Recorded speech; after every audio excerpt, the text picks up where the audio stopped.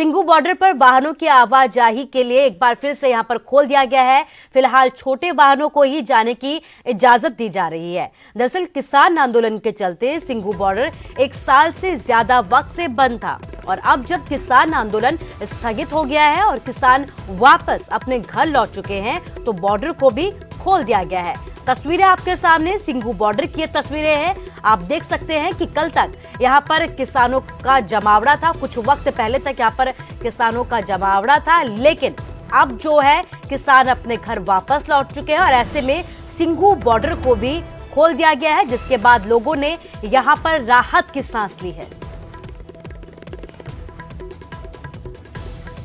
3 कृषि कानून लागू हुए, पंजाब से कृषि कानूनों के खिलाफ बिगुल बजा और उसके बाद किसान दिल्ली की सीमाओं की तरफ चल पड़े और किसानों को रोकने के लिए बैरिकेडिंग भी की गई, लेकिन किसान दिल्ली की सीमाओं पर आकर रुक गए और 26 जनवरी को दिल्ली में गए किसानों द्वारा ट्रैक्टर मार्च किया और उसके बाद दिल्ली पुलिस ने, मैं तस्वीरों में आपको दिखा दूं, यही कुंडली सिंघू बॉर्डर पर एक भारी भरकम दीवार बना दी गई ताकि किसान दिल्ली ना जा सके। लेकिन अब किसान आंदोलन स्थगित हो चुका है और किसान अपने घर लौट गए हैं। तो आज फिलहाल इस रोड से को खोल दिया गया कुंडली सिंघू बॉर्डर के और सिर्फ लाइट व्हीकल के लिए खोला गया। दिल्ली पुलिस के जवान आपको दिखाई दे रहे हैं, दूसरी तरफ हरियाणा पुलिस के जवान हैं और लगातार यहाँ से आम जनता भी आ जा रही है और सिर्फ छोटी वाहनों के लिए इस रोड को खोला गया है क्योंकि सोनीपत डीसी ने जानकारी दी है कि NHAI ने 48 घंटे में जो रिपेयरिंग का काम था वो पूरा नहीं कर पाई है। भारी व्हीकलों को अभी 2-3 दिन का समय लगेगा और उसके बाद ही यहाँ से आ जा पाएंगे। फिलहाल आम जनता के लिए राहत की खबर ये है कि दिल्ली आने जाने वाले जो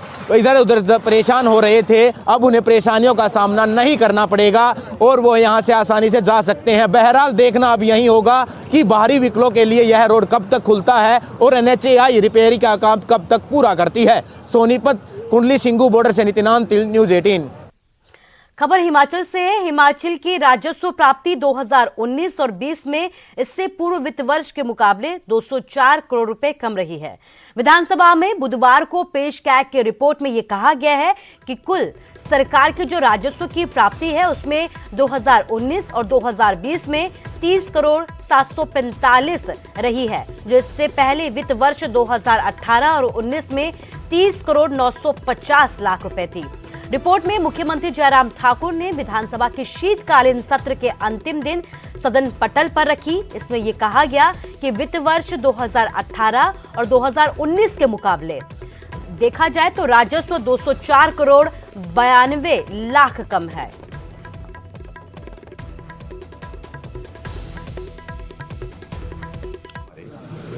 हिमाचल प्रदेश की कोविड की स्थिति एक अलग तरह की स्थिति है और कैग की रिपोर्ट आमतौर पर आज से पहले भी आती रही तो उसमें इस बात का जिक्र सदैव ही होता रहा है कि आय से ज़्यादा खर्चा हो रहा है, आय के संसाधन खड़े करिए, इस बात का सुझाव उनकी ओर से आता है।